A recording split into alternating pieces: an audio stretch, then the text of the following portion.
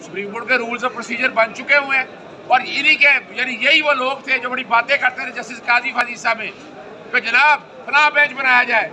तो उस वक्त 2022 का फैसला है जिसमें यह तय हो गया है कि chief justice master of the roster है, उसने फैसला करना है कि कौन सा बेंच बनना है कौन सा बेंच नहीं बनना, किस जज ने आना है किस जज ने नहीं आना।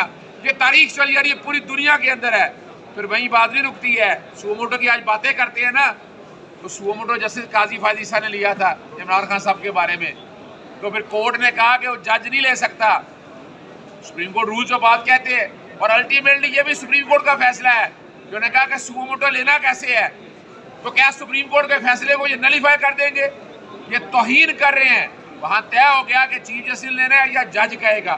फिर वो जो 4-3 का ड्रामा था वो भी कल बुरी तरह से पिट गया और वो भी हमने देख लिया कि जस्टिस जमाल मंदोखेल ने कह दिया ये हमारा अंदरूनी मामला है।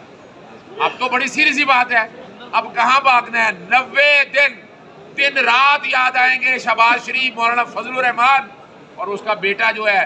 90 दिन घंटी बज रही है, 90 दिन और 90 दिन और इलेक्शन की तैयारी